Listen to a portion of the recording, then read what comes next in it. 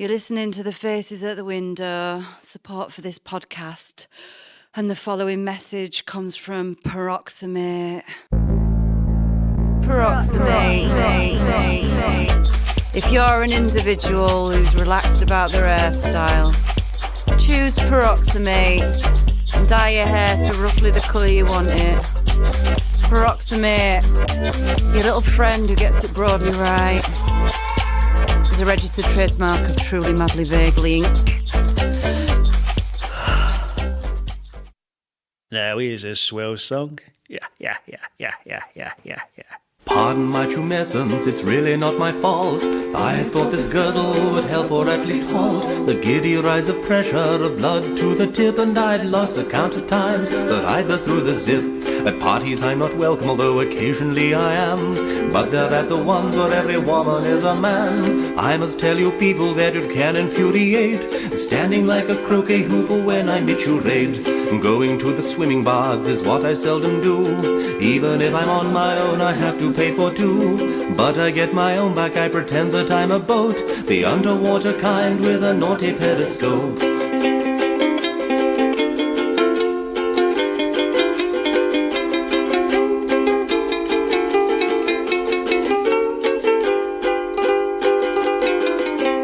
Pardon my tumescence, I'm sorry if it offends. Don't think me as a setter of new trends. I'm sure that one day it'll go off with a bang. So pardon my tumescence, the only member of my gang.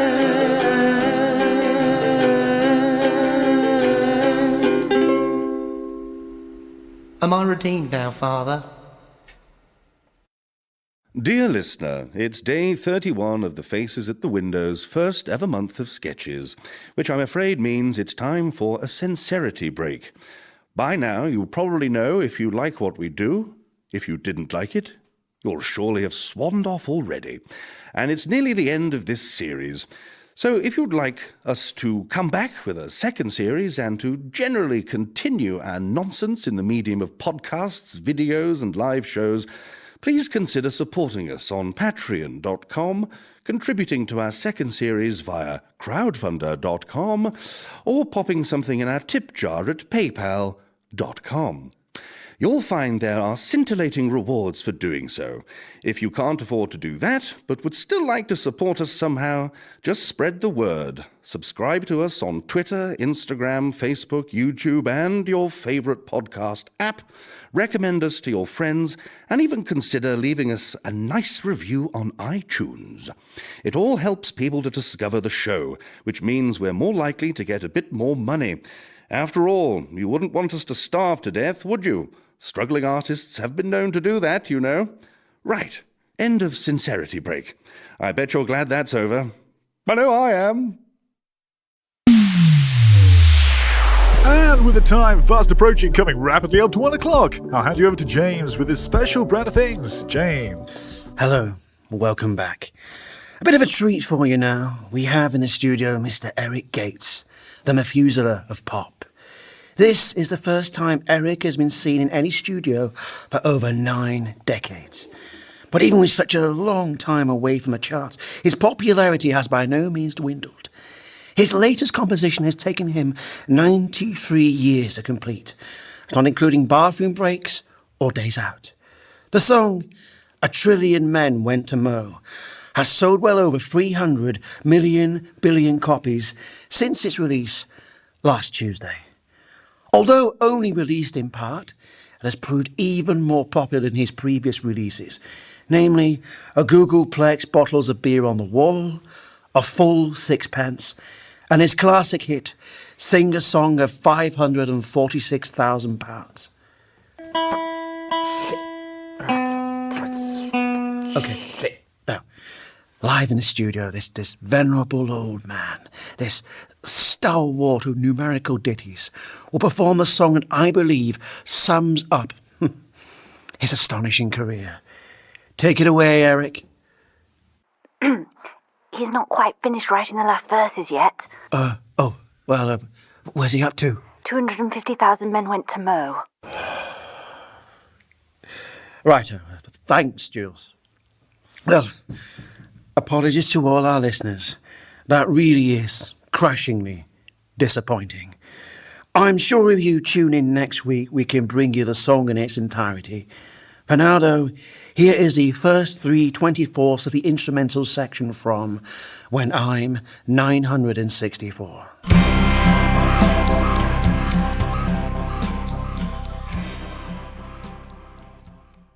What's that?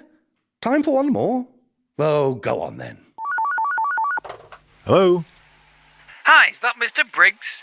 Yes, speaking. Hi there, it's Dougie here from the garage. You dropped off your car with us earlier. Yeah, that's right.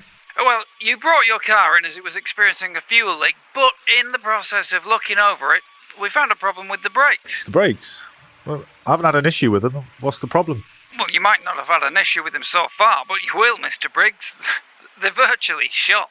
I'd say another 100 miles or so and you'd be bringing it in anyway. I see. Oh. Well, how much will that cost? Well, including the work we're going to have to do with the fuel tank, fitting of 2 new brake pads and labouring parts, that'll be a total of £460 plus VAT, so you'll be looking at £552 in total, sir. Flaming heck. So, it's £200 for fixing the fuel leak and £260 for the brakes? Yes, that's about the size of it. Would you like us to proceed? Well, if they need doing, I suppose. Righto. Well, the job should be completed in a couple of days, so when your car will be ready to collect, okay? Yeah. Okay then, thanks. No problem. See you now.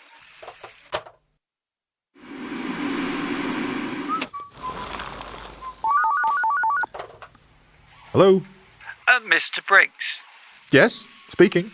Hi, it's Dougie again here from Quite Quick Fit. Yes? Well, it's about this car of yours. Yes! The fan belt's gone and the rear suspension needs stiffening. Really? To be honest, the suspension could wait, but the fan belt does need replacing, or obviously, well, you won't be able to drive it. Also, your right offside tyre could do with changing. We've done all the tests with the 2 pence in the tread and it's barely legal. I would advise getting it changed. Would you? I would, Mr. Briggs. How much? Well, the fan belt's a doddle, 20 quid, something like that. The suspension... Leave the suspension. As you say, Mr. Briggs. Now, the tyre, if we were to replace it, no, if we did get you the same as you have now, that would be around £80. So all in, you'd be looking at another £100 on the price already quoted. Would you like us to go ahead with that? If it's absolutely necessary, I suppose I'll have to. Now, please, don't find anything else wrong with it, please. We'll try not to, Mr. Briggs, but with a car of this vintage, problems do arise, you understand? Fine. So, you'll give me a call in a couple of days? Oh, certainly, Mr. Briggs. Bye for now. That's a lot of money.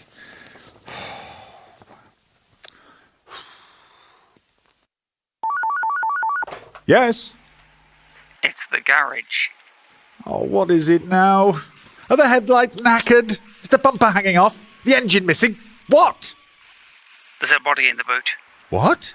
Looks like he was trying to tunnel his way out through the floor with the jack.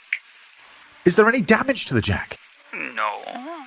Well, that's a weight lifted. Faces, faces, window. Faces, window. We're the faces at the window. Providing comedy for.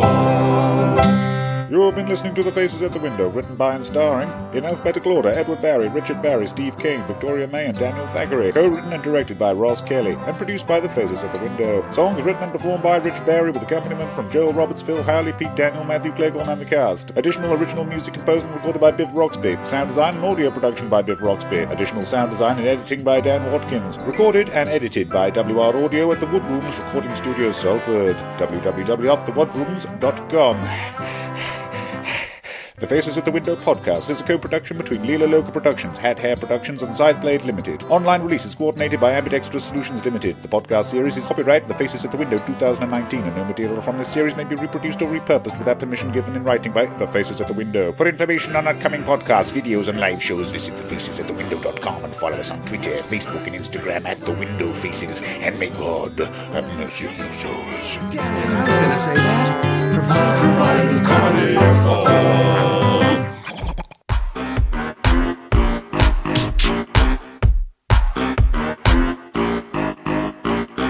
Brian saved money on his car car insurance with moneydudes.com, and he feels epic. Yeah, baby! Look at me twerk! Some people would feel epic if they climbed a mountain, saved a life, or created something that had an enormous value on other people's lives. But never mind that. Brian saved money on his car insurance. He feels epic!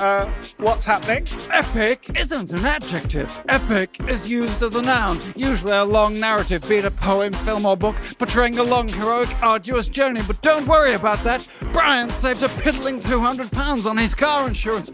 That's epic! Did the Roman poet Virgil guide you through hell and purgatory, Brian? Or did you cross Antarctica by land or take 10 years to get to Ithaca in a ship so you could fight off your wife's suitors? No, you bloody well didn't. You just saved a bit of money. That's not epic, Brian! You're starting to scare me, Michael. What's the big stunning achievement, Brian? What's so impressive that your ilk feels the need to twerk while Ozzy Osbourne's Botox-filled wife looks at your bottom or watches you ride through Las Vegas on top of an elephant? You make me sick, Brian. In fact, I want to get out of this recording booth right now and kick you in the dick. In fact, I'm gonna kill you, Brian. I'm gonna kill you! Whoa, no, don't do it! I'm just an actor like you. We're both just doing a job. But that's just what it boils down to, isn't it, Brian? People are only following orders. By killing you, maybe I can kill the evil inside me! Ah! Cut! Good grief, Michael, that's the third actor you've killed this week. I'm sorry. It's just these sorts of adverts rub me up the wrong way. That and the misuse of the word epic. I'm really sorry about murdering all those actors. Oh, don't worry about that. We'll just put an advert out on Spotlight for another one. They're a dime a dozen. Allow me to interject. Who's this? Oh, this is the client we're making the commercial for. Instead of an actor, why don't we just hire a big-name celebrity instead? It'll be really epic. You! You're the source of all the evil! I thought I destroyed it, but it's still inside me. I must end my life! God! I wish I could skip this rubbish and move on to my dream project of directing a movie version of Wagner's Ring Cycle. Now that is an epic. Oh, shut up, Michael.